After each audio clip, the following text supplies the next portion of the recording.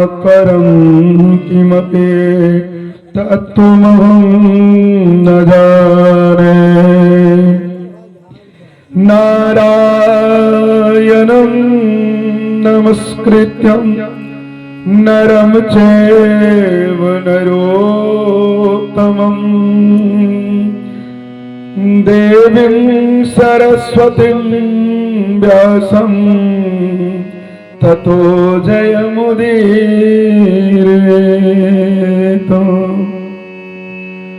जय जय श्री राधारमण,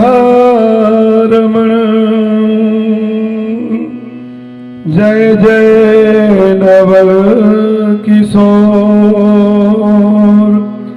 जय गोपी चित चोर प्रभो, जय जय माखन चोर। वृंदावन शोभन नहीं, नंदगांव सोगा, कृष्ण नाम सुनाम नहीं, राधा नाम सुना। श्री गुरु चरण सरोज रज, निज मन मुकुर सुधार। बरनो रघुवर विमल जसु, जो दायक फल चार। भक्ति भक्त भगवंत गुरु, चतुर नाम बपोए। तिनके पद बंदन किए, नौ सत विघ्न गणे। कि आए हो तो प्रेम से, अरे लो प्रभु का नाम। आप सब भक्तों को मेरा जय जय श्री राधे श्याम। राम झरोखा बैठ कर सबकी मुजरा ले, और जैसे जिसकी चाकरी तासो देनी दे। अर्थन धर्मन काम रुचि, गति न चाहि निर्वाण। जन्म जन्म मोहे राम जी पद, यह वरदान नाम। कि आइए हनुमंत विराजिए, अरे कथा कहूँ मति अनुसार। जैसी कृपा प्रभुनाथ की, बसहु प्रभु श्री राम दूत हनुमान। कि अपने अपने घरन की, सबका हो को पीर। तुम ही सब घरन की पीर प्रभु, धन्य धन्य यदुवीर। कि तुलसी जिनके मुख से, अरे धोखे निकषत राम। उनके पग पग तरी, मेरो तन की चान। परम मंगलमय प्रातर अकारण करुणा वरुणालय, भक्ष वांछा कल्पत्रु, तड़ि धूर्त बंध पीतांबर धारे। भगवान गोविंद की वादमय स्वरूप श्रीमद् भागवत सप्ताह ज्ञान यज्ञ। और हमारे सामने बैठे हुए भक्तिमय मातृशक्ति एवं बहन भगनी एवं हमारे बड़े भैया चाचा, हमारे छोटे छोटे भाई, सभी के हृदय में विराजमान उस परमात्मा के चरणों में कोटि कोटि प्रणाम है। आदरणीय भक्तजनों, हमारे जीवन में सत्संग की प्राप्ति कैसे होती है? तो सत्संग की प्राप्ति केवल भगवान की कृपा से होता है। जब हम संत दर्शन को जाते हैं तो ये हमारा भाग्य है। और यदि संत चल करके दर्शन आए, खुद चल करके बहती हुई गंगा आपके घर आए, ये तो परम सौभाग्य है ना। भगवान की द्वारा निकली गई 3 गंगा हैं भक्तों। एक श्री मां गंगा, जिनकी स्नान दर्शन के लिए हमें यहां से चल के जाना पड़ता है। दूसरी गंगा जो है, वह जो गंगा है ना, जो चल करके हम लोग जाते हैं स्नान के लिए, वह गंगा भगवान के चरणों से निकली है। और जो सत्संग होती है ना, वो भगवान की भक्तों के मुख से निकलता है। और ये जो श्रीमद् भागवत है, ये साक्षात भगवान के सप्त विग्रह है। ये गंगा चल करके आपके घर आई और वो गंगा के लिए आपको जाना पड़ता है। और यह जो गंगा है ना, इसमें केवल गंगा नहीं है, इसमें प्रयाग के 3 नदी हैं। प्रयाग जैसे महातीर्थ में जो 3 नदियां रमण करती है, गंगा, यमुना और सरस्वती, और ये सारे नदी मिलकर के सागर को जाती है। ऐसे सागर में रमण करने वाले हजारों हजार पावनी सरिता जो तीर्थ के रूप में आपके घर तक, आपके पावन जमुई जिला के कल्याणपुर नगरी के पुण्य भूमि में चल करके आई है।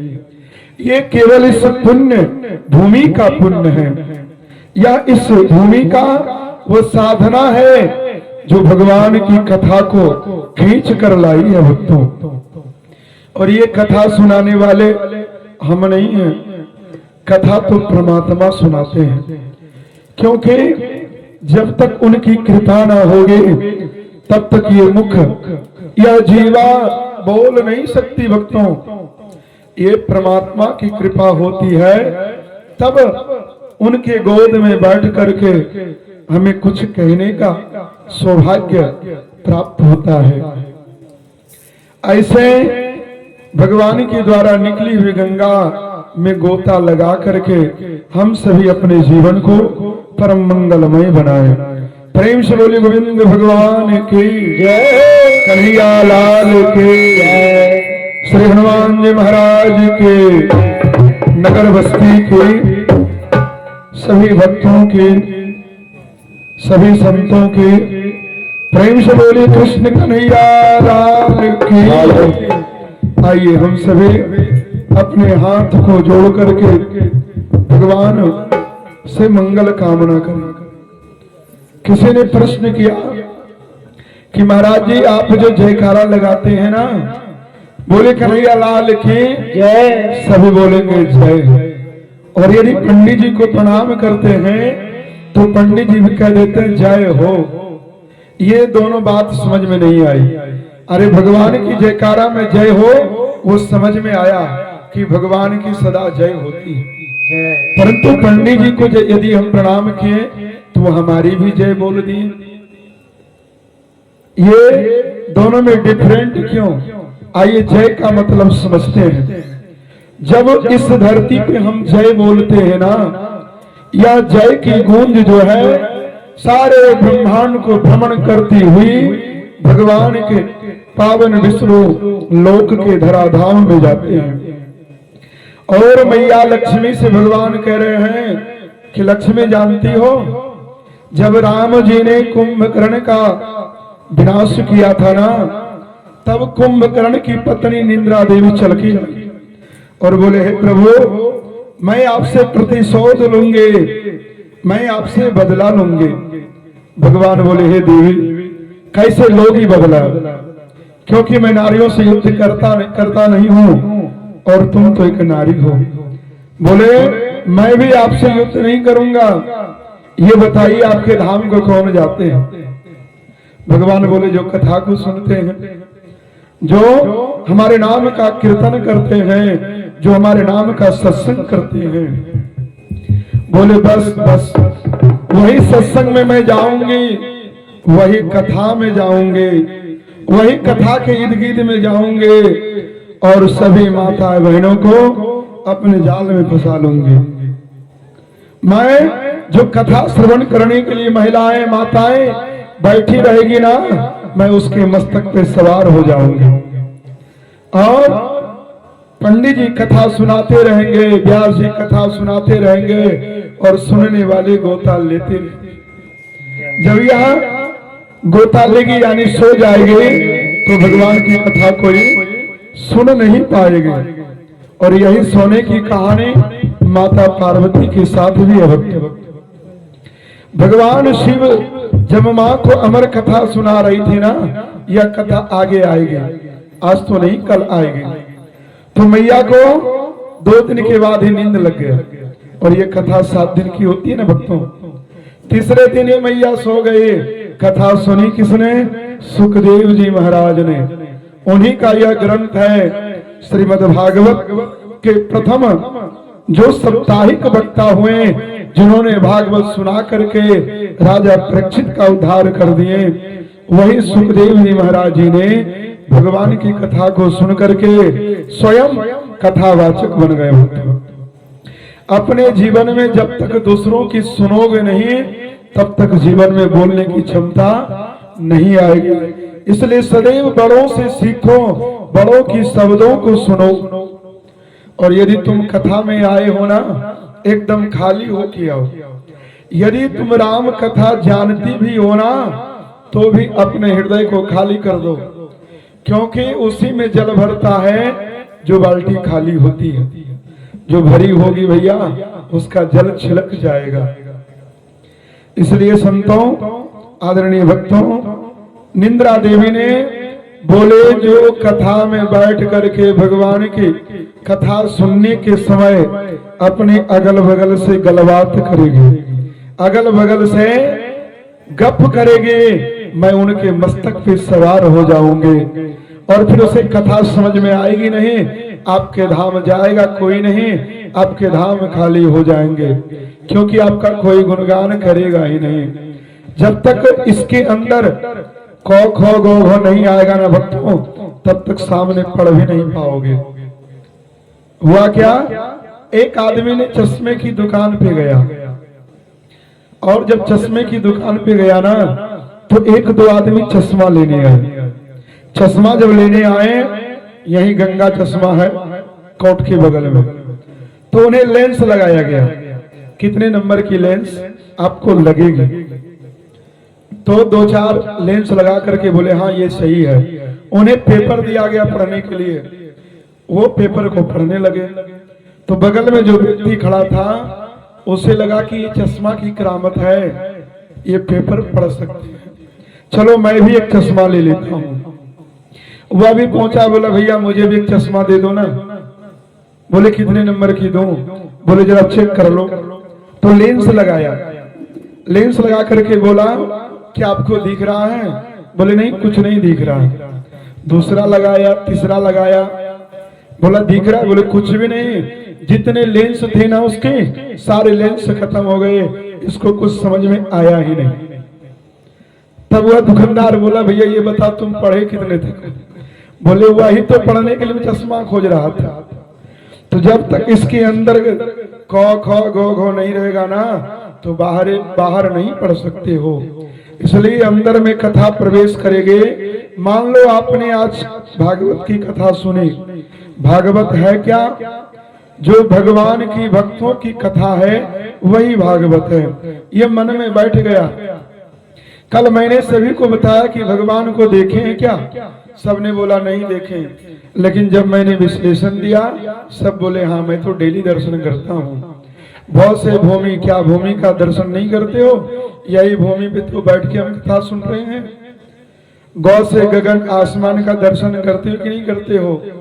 जिससे दिन रात होती है, 4 महीने का बरसात, 4 महीने का गर्मी, 4 महीने का ठंडा होता है भक्तों।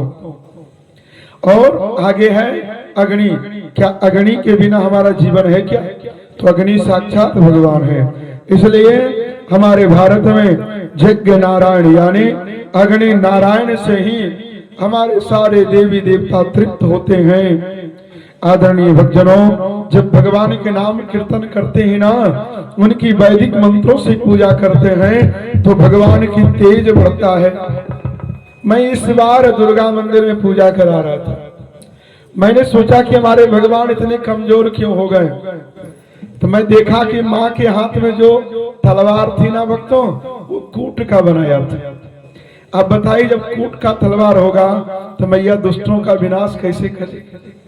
इसीलिए हमारे देवी देवता कमजोर हो रहे हैं। खूब भगवान की भजन करो, खूब भगवान के नाम से आहुति डालो, खूब भगवान की कथा को गाओ, खूब भगवान की चर्चा को गाओ, जिससे हमारे भगवान प्रबल होंगे। और हमारे जीवन में यही नहीं रहा, सारे काम को करते हैं परंतु बैठ करके कभी हम अपने घर में भजन नहीं करते, भगवान की संध्या आरती नहीं करते। आइए भक्तों, तो निंद्रा देवी बोले कि हे राम जी, आपके धाम कोई नहीं जाएंगे, आपके धाम खाली हो जाएंगे, ऐसे में बदला लूंगे। भगवान बोले तो मैं भी कथावाचक के लिए एक नियम कह दूंगा कि आप बीच बीच में जयकारा लगाओ, बीच बीच में शंख बजाओ, बीच बीच में घड़ी घंट बजाओ, निनाद करो, और जब जयकारा लगेगा ना, स्यों ही निंद्रा भाग जाएगी। बोले गोविंद भगवान की। अब जिनको रखना है वो नहीं बोलेंगे, और जिनको नहीं रखना जोर से बोलेंगे, बोले कन्हैया लाल की। आइए हम सभी अपने जीवन में देखिए, हम भारतवासी हैं और भारतवासी सदैव सभी का कल्याण चाहा है। आइए सुंदर से भगवान का मंगल गान करते हुए कथा में प्रवेश करें। सुखी बसे संसार सब, दुखिया रहे न को, यही अभिलाषा हम सबकी भगवन पूरी हो। सुखी बसे संसार सब, दुखिया रहे न को, यही अभिलाषा हम सबके भगवन पूरी हो। मोती विद्या केवल सबके भीतर हो, दूध पुत धन धान से वंचित रहे न को। आपकी भक्ति प्रेम से मन में होवे भरपूर, राग देश से चित मेरा कोसो भागे दो। मिले भरोसा आपका हमें सदा जग दे, आशा तेरे नाम की बनी रहे ममते। आपसे हमें बताइए करके दया दया, अपना भक्त बनाई के सबको करो ध्यान। दिल में दया उदारता, मन में प्रेम हृदय धरो मैं दीर्घता, हे मेरे करता। तो जोड़ मैं विनती करूं, सुनिए कृपा निधान। साधु संगत दीजिए, दया धर्म का दया धर्म का दीजिए, दया धर्म का। सुखी बसे संसार सब, दुखिया रहे न को, यह अभिलाषा हम सबकी भगवन पूरी हो। जय जय श्री कृष्णा, जय जय श्री कृष्णा, जय जय श्री कृष्णा, जय जय श्री कृष्णा, जय जय श्री राधा रमन, जय जय नवल किशोर, जय गोपी किशोर प्रभु, जय जय माखन चोर। जय जय श्री कृष्णा, जय जय श्री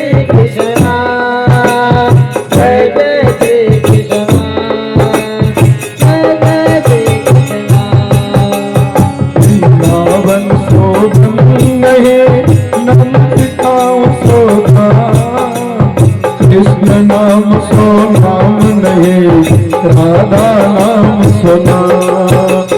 जय जय श्री कृष्ण, जय जय श्री कृष्ण, जय जय श्री कृष्ण, जय जय श्री कृष्ण। अजगर करे न चाकरी, पंछी करे न घास मनुका कह गए सबका दाता राम। जय जय श्री कृष्ण, जय जय श्री कृष्ण, जय जय श्री कृष्ण, जय जय श्री कृष्ण। राधा मेरो स्वामिनी, मैं राधे तेरो दास। जन्म जन्म मोहे दीजियो वृंदावन की बात।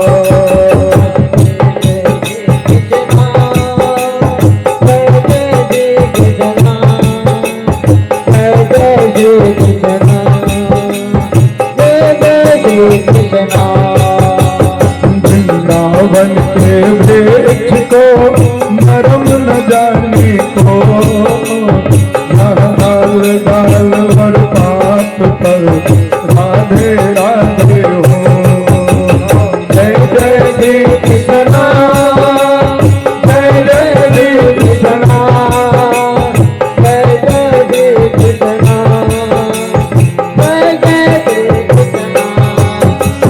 राम नाम का लूट है, लूट सको तो लो। अंत समय पछताओगे जब प्राण जाए जो। जय जय श्री कृष्ण, जय जय श्री कृष्ण, जय जय श्री कृष्ण, जय जय श्री कृष्ण। जब वो था तब मैं नहीं, तब मैं वो तब ना। प्रेम गली सा करे, नामे दो न समा। जय जय श्री कृष्ण, जय जय श्री कृष्ण, जय जय श्री। जय जय श्री कल राजा कोई और था, कल होगा कोई और। किसी आशीष सदा रहे न सिर मोरा। जय जय कृष्ण, जय जय श्री कृष्ण, जय जय श्री कृष्ण, जय जय श्री कृष्ण। संगत से गुण आप है, संगत से गुण जात। लोहा जड़ा जहाज में, पानी में भी तड़ जा। जय श्री कृष्ण, जय जय श्री कृष्ण, जय जय श्री कृष्ण, जय जय श्री कृष्ण। श्री गुरु चरण सरोज रजा, निज मन मुकुर सुधा। धर्मो रघुबर विमल जसो, दायक फल छाया। जय जय श्री कृष्ण, जय जय श्री कृष्ण, जय जय श्री कृष्ण, जय जय श्री कृष्ण।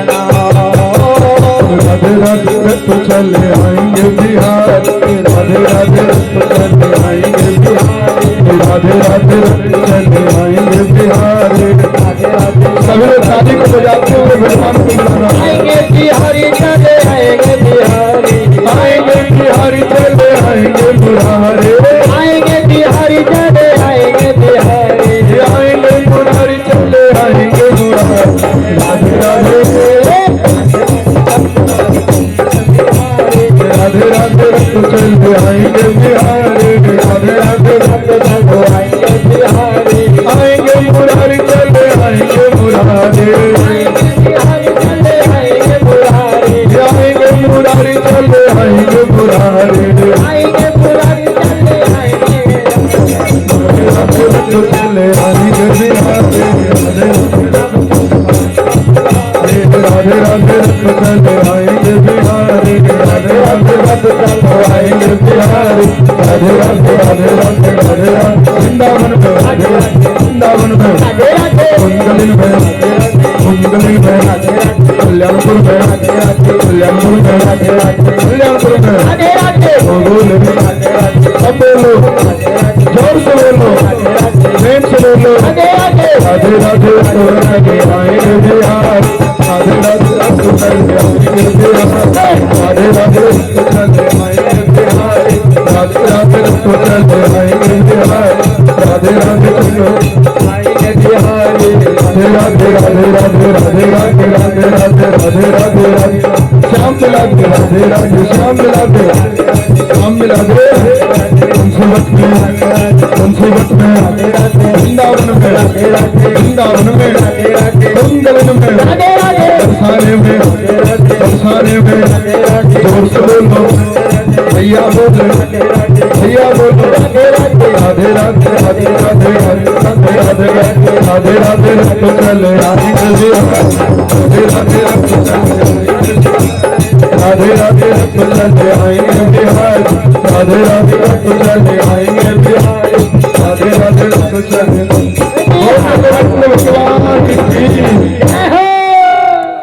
भैया आवाज डाउन का हो जाता है बीच में कितना सा आवाज बना दे फिर कम कर राधे आइए भगवान की आज द्वितीय दिवस की कथा में प्रवेश करें।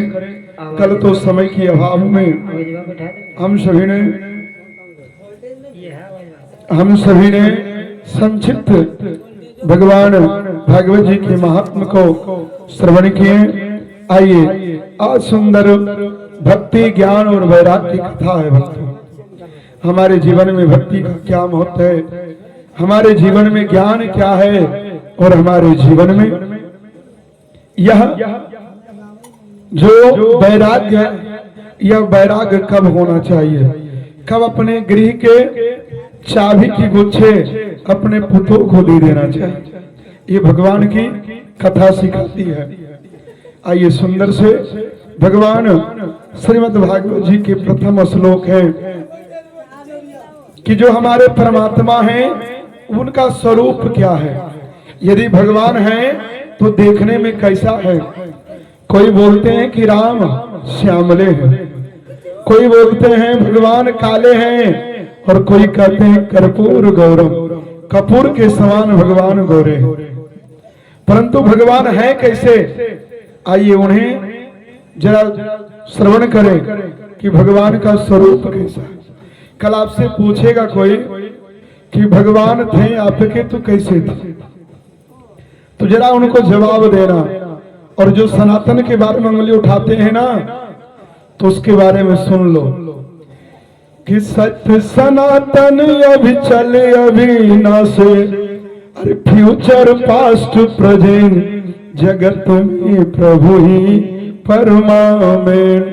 किसी ने कवि ने गाया है जगत में कोई ना परमामेंट, लेकिन जगत में केवल वो परमात्मा जो है परमामेंट है। तो आज भजन में नहीं भागना, कथा में चलना है ना। तो आइए परमात्मा का स्वरूप क्या है श्रवण कीजिए। सच्चिदानंद रूपाय, परमात्मा कैसे है, सच्चिदानंद रूपाय। व्याकरण की दृष्टि से सच्चिदानंद शब्द का विश्लेषण किया जाए, सत्य जोड़ चित, चित जोड़ आनंद, सच्चिदानंद। मेरे परमात्मा का स्वरूप भक्तों सत्य है, जिनका कभी विनाश नहीं होता है। सभी धर्मों का, सभी पंथों का विनाश है, परंतु सनातन का विनाश कभी नहीं होता है। भले यह लुप्त होती है, लेकिन भगवान इस धराधाम पर कभी राम बन करके, कभी कृष्ण बन करके, कभी वामन बन करके धर्म के ध्वजा को फहराते हैं और यह धर्म सदैव चलायमान है भक्तों।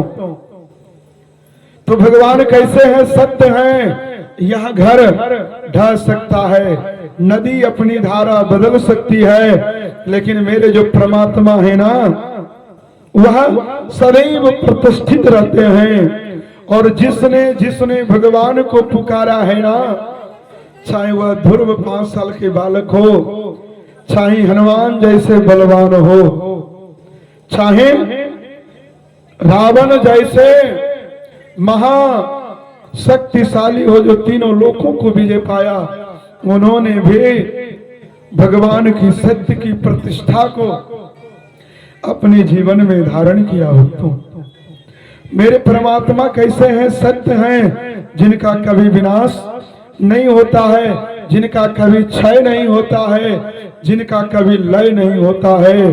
तो परमात्मा सत्य स्वरूप है और सत्य ही मेरा धर्म है। राजा हरिश्चंद्र जैसे राजा ने एक सत्य के लिए अपनी अयोध्या जैसे, जिसे देख करके इंद्रलोक भी लजा जाता था, ऐसे राज्य को त्याग दिया तो केवल सत्य के लिए। मेरे परमात्मा सत्य स्वरूप है। दूसरा है चित्त।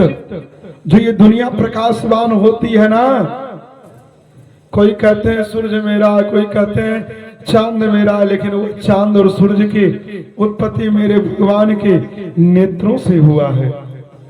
वो मेरे भगवान की नेत्र हैं, मेरे भगवान की चक्षु हैं। एक चक्षु से सूर्य निकले हैं और एक चक्षु से चंद्रमा निकले। जाओगे कहां? आना तो मेरे सनातन में ही है। भले गुहार लगाओ, वही बात हुई ना, खाओ किसी और का, गाओ किसी और का। रावण भी जानता था कि विभीषण राम का भक्त है, परंतु यह सोने की जो लंका है ना, वो इसे जकड़ के रखा है। यह सोने की जो माया है ना, यह जकड़ के रखा है भक्तों। इसलिए रावण ने भरी सभा में लात मारा। जब तक बुढ़िया माई को पतो धिक्कारता नहीं है ना, तब तक चाबी की गुच्छा छूटती नहीं है। चाबी की गुच्छा बनी रहती है। ये मोटे मोटे जो है सिकड़ी गले में, मोटे मोटे करधनी बनी रहती है। अरे भक्तों, जब घर में पुतो आ जाए ना, और जब पुतो घर को संभाल ले, तब तुम सारे जिम्मेदारी उसको दे दो, क्योंकि तुम जो अर्जित कर रही हो ना, वह भी तो उसी का है।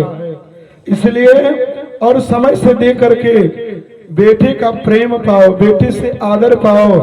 और जब तुम समय से चाबी की गुच्छा दो दोगी ना, तो वही बेटे तुम्हें तीर्थ कराएंगे, वह बेटे तुम्हें भगवान के स्वरूप मानेंगे। और यदि तुम खुद माया में लपटे हुए हो, तो अपने बालक का कल्याण क्या करोगे? जिस प्रकार तुम्हें लोभ सता रहा है ना, उसी प्रकार तुम अपने बालक को शिक्षा दोगी। इसलिए लोभ के जीवन को हटा करके अपने सही समय में, जब आपकी उम्र 40 से पार हो जाए ना, तब गुच्छा तो दे ही दो, नहीं तो सिर्फ चिल्लाने की सिवा कुछ नहीं रहेगा। तुम्हारे परमात्मा जो है वो चित्त स्वरूप है, यानी सूर्य के समान प्रकाश शास्त्रवान है भक्तों। और आगे लिखा है आनंद। मेरे भगवान ही आनंद के स्वरूप हैं। जब राम जी जन्म लेकर के आए ना, पूरे अयोध्या में आनंद मनाया गया। अरे जन्मदिन भगवान का ही मनाना चाहिए, क्योंकि भगवान चिरकाल अनंत काल से चले आ रहे, और हमारी आपकी उम्र केवल 100 वर्ष की है। यदि मेरे बच्चे 15 साल की हो गए, तो उसकी 15 वर्ष की उम्र घट गई भक्तों। केवल उसके पास 85 वर्ष का उम्र बचा है भक्तों। हमारे परमात्मा केवल आनंद का स्वरूप है। तो मेरे राम हैं, मेरे कृष्ण हैं, मेरे प्रभु नारायण हैं, मेरे भगवान भोलेनाथ हैं। जब तुम भगवान की कथा में आओगी ना, भगवान की भजन में आओगे, सारा घर परिवार भूल जाओगे और आनंद से तुम्हारा शरीर हिलने लगेगा। तुम्हारा चितवन भगवान की नाम से, तुम्हारे इंद्रियां कंपन करने लगेंगे और ना चाहते हुए भी तुम भले बाहर से नहीं नाचो परंतु अंदर की जो मन है वो झूमने लगता है। तो मेरे परमात्मा आनंद स्वरूप है। मेरे भगवान कैसे हैं? जो सत्य हैं, कभी उनका विनाश नहीं होता है। दूसरा, चित्त है, प्रकाशवान है, जिनके पास किसी प्रकार की मरकरी या लाइट की आवश्यकता नहीं होती है। और यदि मुझे अंधेरे में चलने के लिए टॉर्च की जरूरत पड़े तो मैं कैसा परमात्मा हो सकता हूँ? परमात्मा को लाइट की आवश्यकता नहीं, क्योंकि खुद वह एक प्रकाश है। और भक्तों, आगे मेरे भगवान क्या करते हैं? कोई अगर कहे कि आपके भगवान करते क्या हैं तो ध्यान दो। लिखा है सच्चिदानंद रूपाय विश्वोत्पत्त्यादि हेतुवे।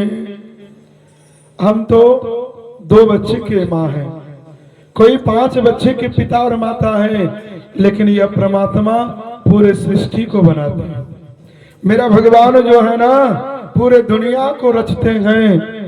और बाहर मेरे परमात्मा का वो एक ढांचा, वो फार्मूला, एक जैसे 2 लोग नहीं मिलेंगे, एक जैसे 2 लोग नहीं मिलेंगे। यदि थोड़ी मोड़ी कुछ मिलेगी भी, लेकिन परंतु सब कुछ मिलने वाला नहीं है। तो मेरे परमात्मा के द्वारा यह सृष्टि हुई है भक्तों। सकल दुनिया को वो ही बनाते हैं। और क्या है? भगवान 3 रूप में है, ब्रह्मा, विष्णु, महेश। ब्रह्मा जी जो है सतोगुणी से यानी तप के द्वारा सृष्टि करते हैं। भगवान विष्णु तप के द्वारा पूरे सृष्टि का पालन करते हैं। और जब भगवान सृष्टि करते हैं, पालन करते हैं, और यहाँ जब जन्म लेकर के मानव तन को पा करके लोग अकृत्य कर्म करते हैं ना, तो भगवान अपने सृष्टि को शंकर के रूप में समेट लेते हैं। वो विनाश नहीं होती है, भगवान अपने में उसको समेट लेते हैं। मेरे परमात्मा ही सृष्टि बनाते हैं, मेरे परमात्मा ही पालन करते हैं, और मेरे भगवान ही उस सृष्टि को समेट लेते हैं। आप अपने घर में मक्खर को देखे होंगे, जो मच्छर होता है ना, बड़े बड़े जाला लगाता है और फिर उस जाले को अपने मुख में समेट लेता है। उसी प्रकार भगवान सृष्टि को बनाते हैं, पालन करते हैं, उसे समेट लेते हैं।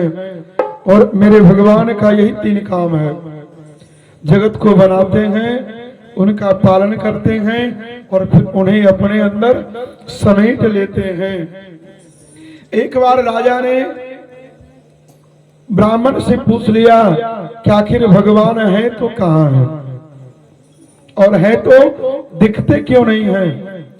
ब्राह्मण तो बड़े अचंभित हो गया। अपने घर गए, उनकी एक 16 वर्ष की बिटिया थी। बोले, पिताश्री आप इतने चिंतित क्यों हो? जितना ख्याल एक पुत्री अपने पिता का, अपने माँ का रखता है ना, उतना पुत्र भी नहीं रखता है। बोले, हे पिताश्री तुम इतने चिंतित क्यों हैं? बोले, ऐसी ऐसी बात है पुत्री। बोले, आप निश्चित होकर के भोजन करो, कल मैं आपके साथ राजा के दरबार में चलूंगा। ब्राह्मण का संकट हट गया और प्रेम से भोजन किए। प्रातः काल नित्य क्रिया, स्नान इत्यादि कर करके वह राजा के दरबार पहुंचे और बोले, हाँ बताइए भगवान करते क्या है? उनकी पुत्री बोले, हे राजन मुझे क्षमा करें, मैं जैसा कहूंगा ऐसा करना है और आपको परमात्मा अवश्य मिल जाएंगे। बोले, आप दूध मंगाओ। राजा ने दूध मंगाया। बोले, यह बताइए इसमें घी है या नहीं है? बोले, हाँ घी है। बोले, जब यह घी है तो दूध से दीपक जलाओ ना। राजा बोले, कि इससे दीपक तो नहीं जल सकती है। तो कन्या बोली कि हे राजन, सबसे पहले उस दूध को गर्म करके मक्खन निकालना पड़ेगा, छाली निकालनी पड़ेगी, और उस छाली को तब तक गर्म करिए जब तक वह पूरी जल करके राख नहीं हो जाए, और जब वह राख हो जाएगी तब उसमें से घी निकलेगा। उसी प्रकार परमात्मा सृष्टि में है, परंतु वहां तक हमारी इंद्रियां, हमारे मन, हमारे वाणी पहुंच नहीं पाती है, इसलिए भगवान को हम देख नहीं पाते हैं। भगवान तो कण कण में है। जिस प्रकार दूध में घी है उसी प्रकार भगवान कण कण में है। और दूसरी बात आपने बोले कि भगवान है तो करते क्या है, बोले जरा आप अपने आसन से नीचे उतरिए। वह आसन से नीचे उतर गए, वह कन्या आसन पे बैठ गए और बोले बस भगवान का यही काम है, राजा को रंक बनाना और रंक को राजा बनाना। क्यों? जब तुम्हारे पास धन आए ना तो धन आने के बाद सबसे पहले धर्म, धन यदि आए तो धर्म में लगाओ, और जब तक धर्म में तुम नहीं लगाओगी ना तो धन की 3 गति होती है। यदि रख दोगे तो वह विनाश हो जाएगी। क्योंकि कहा गया है कि पूत कपूत तो का धन संचो, और पूत सपूत तो का धन समझो। आज मैया कह रहे थे कि घर तो कभी बन जाएगी, ये महल अटारी कभी भी बन जाएंगे, लेकिन जो संस्कार, जो ज्ञान हमारे पुत्र में आ जाएंगे वो जीवन पर्यंत कहीं भी मेरा बालक रहेगा, वो जयकार होगा। और जब उसके अंदर जीवन जीने की शैली, ज्ञान रहेगा ना, वो कहीं भी और किसी स्थान पर भी अपने जीवन को चला लेगा। भक्तों, अपने महल अटारी को बना लेगा। परंतु यदि संस्कार ही नहीं दोगे तो जो भी तुम धन जमा करोगी ना वो देखते देखते तुम्हारे पुत्र भोग जाएंगे। यदि धन तुम रखोगे और कल संतान तुम्हारे अच्छे नहीं रहे, तुम्हारे सामने वो धन को बर्बाद कर देगा। इसलिए बाबा लिखे हैं पूत कपूत तो का धन समझो, और पूत सपूत तो का धन समझो। यदि आपके पुत्र सपूत हैं तो धन संचित करने का जरूरी नहीं है, वो अपने पुण्य कर्मों से अर्जित कर लेंगे। आदरणीय भक्तजनों, भगवान का यही काम है, सृष्टि बनाना, पालन करना और उसका लय करना। और आगे क्या है? तापत्रये विनाशाय। भगवान 3 प्रकार के तापों का विनाश करते हैं। जितने भी दुनिया की सुख है ना वो भौतिक सुख है, और केवल भगवान ही आपको भौतिक सुख दे सकते हैं। जो दैहिक है, जो शारीरिक कष्ट है, रोग है, व्याधि है, तृष्णा है, वह केवल भगवान ही विनाश कर सकते हैं। और दैविक जो परमात्मा की कृपा से, जो परमात्मा के सामने मेरे द्वारा किया गया अपराध का दंड मिलता है ना, वह दैविक ताप है। और ऐसे दैविक ताप हमारे शरीर में किसी भी प्रकार के रोग, व्याधि, तृष्णा, मोह, मद सताए तो केवल भगवान ही उसका परम कल्याण कर सकते हैं। भगवान विश्व का सृष्टि करते हैं, पालन करते हैं, उसका विनाश करते हैं, और 3 प्रकार के तापों से सदैव आपको बचाते हैं। कैसे?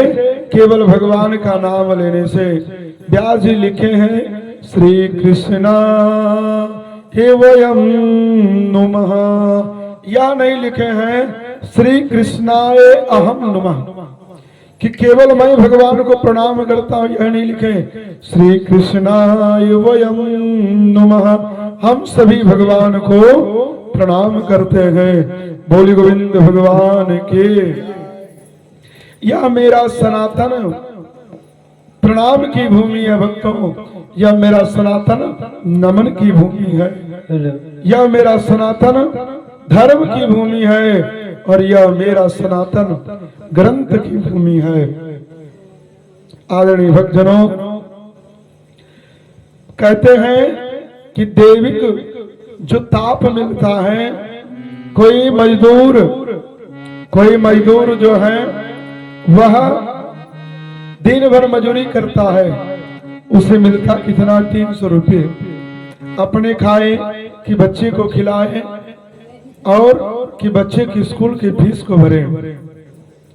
उसके पास 300 रुपये में यही सोचने के सिवा कुछ भी नहीं है। और किसी के पास धन इतना है कि कहाँ रखूं, कोई चोर ना चुरा ले, कोई डाकू ना छीन ले, यही लगा हुआ है कि दैहिक देविका भौतिक तापा, दैहिक देविका भौतिक तापा, राम राज्य का नहीं व्यापा, दैहिक देविका भौतिक तापा, दैहिक देविका भौतिक तापा, राम राज्य कहो नहीं व्यापा। या दैहिक दैविक भौतिक ताप थी ना, वो राम राज्य जब तक किए उनके राज्य में किसी की मृत्यु नहीं हुई, किसी का अकाल मृत्यु नहीं हुआ, किसी को रोग नहीं हुआ, किसी के संतान नहीं मरे, किसी के घर में आग नहीं लगा, कभी नदी में बाढ़ नहीं आई, जब तक भगवान इस धरा धाम पर राज्य किए। भक्तों कि कबीरा सब जग निर्धना, हर धनवंता नहीं को, धनवंता वा को जानिए, जाको राम नाम धन। जिसके पास राम का धन है वही धनवान है। भक्तों आदरणीय भक्तजनों, केवल भगवान को प्रणाम करने से सारे कष्ट मिट जाते हैं। आइए सुंदर भगवान की कथा को आगे लेके चलते हैं। शास्त्रों में मानव जीवन के 4 लाभ बताए गए हैं। शास्त्रों में मानव जीवन के 4 लाभ बताए गए हैं। पहला, गंगा जी, भगवान के चरणों से निःसृत की प्राप्ति देने वाली माँ गंगा है, जो भगवान के चरणों से निकली। कैसे निकली? जब राजा भगीरथ ने गंगा जी को लाए, तब जब प्रभु वामन अवतार लेकर के आए थे तो 2 पग से सारे सृष्टि को नाप लिए, और तीसरा पग जो पहुंचा था ना ब्रह्मलोक, तो ब्रह्मांड फट गया था भक्तों, और उसे ही धो करके हमारे ब्रह्मा जी ने कमंडल में ले लिए, और वही भागीरथ के द्वारा तप करने के बाद ब्रह्मा जी की कमंडल से वही गंगा सुधरा धाम को आने लगे। तब उनकी बेग को शंकर भगवान ने अपने जटे में समेट लिए, क्योंकि गंगा को अभिमान था कि धरती पर मेरा बेग सहने वाला कोई नहीं है। भगवान ने जब उनको समेट लिए ना, तब राजा भगीरथ ने भगवान शिव का तप किया, और भगवान से प्रार्थना करने के बाद भगवान एक जटा से गंगा को प्रभावित किए, और फिर गंगा बड़े वेग से चले। उसे लगा कि इस पृथ्वी लोक में कोई मेरा वेग को थम नहीं पाएगा। तो जाह्नवी नाम के ऋषि थे, उन्होंने भगवती गंगा को पान कर गई। राजा परीक्षित, राजा भगीरथ उनकी प्रार्थना किए, और फिर गंगा निकल करके आई, वही गंगा जो हम तीर्थ स्नान करने जाते हैं। तो पहला लाभ है गंगा जी का स्नान, यह बहुत बड़ी भगवान की कृपा है। दूसरा है भागवत गंगा, मैं पूर्व में भी चर्चा किया हूँ और अभी कथा के माध्यम से भी लेके चलता हूँ। जो भगवान के मुख से निकला है, या जो भागवत की कथा हो रही है ना, ये सबसे पहले कथा करने वाले भगवान नारायण ने 4 श्लोक में ब्रह्मा जी को श्रवण कराए। भक्तों कि भगवान से मुख से निकल करके आपके घर में आई हुई गंगा है। तीसरी है भागवत संग, भागवत के भक्तों की प्राप्ति। जब भक्त की, जब संत की प्राप्ति हो जाए तो ये तीसरा लाभ है। और चौथा लाभ है वृंदावन का दर्शन, अयोध्या का दर्शन, मथुरा का दर्शन, जगन्नाथ जी का दर्शन, भगवान के धाम का ये चौथा लाभ है। वैकुंठ एव प्रिय दर्शन यस्यासाह, वैकुंठ का प्रिय दर्शन जिनके चित्त हरि दर्शन का उत्कंठा हो, तड़प हो, ये प्रियतमा की कामना परमात्मा अवश्य परिपूर्ण करते हैं। इसलिए वेद व्यास इनका नाम श्रीमद् भागवत महापुराण रखे हैं। नैमिखे सुतमासीनम मविवाद्य महामतिम कथामृत रसा स्वाद कुशल सोन को ब्रवीत। परम पावन नेमिषारण्य में परम संत शिरोमणि श्री सुखदेव जी नाम का स्मरण कर कथा में प्रवेश करते हुए श्री सूत जी महाराज ने सनकादि ऋषियों के सामने सुंदर मंगलाचरण को करते गए। कियं प्रवजंत मनोपेतम पेत कृत्यम विरह कातर्या जुहा पुत्रेति तन्मयतया तर्वो भिड़े दुस्तम सर्वभूतिर्दयं मुनि मानतोस्मि।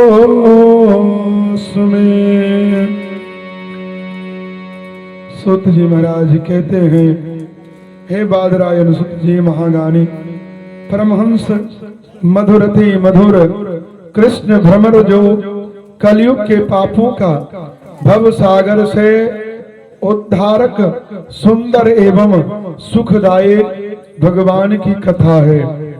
परम वंदनीय श्री सुखदेव की चरणों में कोटि कोटि प्रणाम करता हूँ। आदरणीय भक्तजनों, एक समय की बात है, नेमिषारण्य तीर्थ में सौन का 88,000 ऋषि सहस्त्र वर्षों के लिए सुंदर ज्ञान यज्ञ रखे हैं। दिन में वैदिक पूजा पाठ होता है और शाम के समय सूत जी महाराज जी भगवान की कथा को श्रवण कराते हैं। नीम खे क्षेत्रे ऋष्यः सोन कादयः सत्रम स्वर्गाय लोकाय सहस्त्र समासत। नेमिषारण्य तीर्थ महिका मंगलमय और परम सुखमय, जहाँ परम व्रतधारी 88,000 ऋषि मुनि बैठ करके भगवान के गुणगान को करते हैं। आदरणीय भक्तजनों, कलयुग में लोग क्या हो गए कि धर्महीनम कर्महीनम भक्तिहीनम तथैव च। जिनके जीवन में धर्म नहीं होगा ना, उनके कर्म मिट जाएंगे, और जहाँ कर्म होगा वहाँ क्या होगा, कलह आ जाएगा, तृष्णा आ जाएगा, रोग आ जाएगा, आदि व्याधि आ जाएगा। तो इसलिए कलयुग में कर्महीन मत बनो, कर्म करते रहो, फल की चिंता मत करो।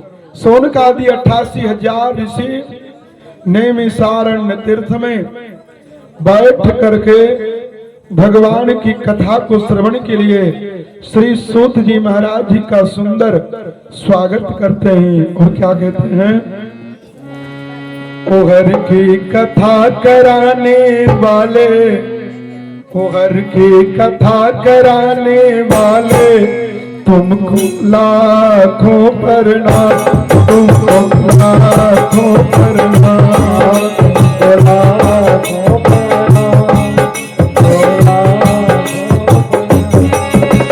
हर की कथा कराने वाले, हर की कथा कराने वाले,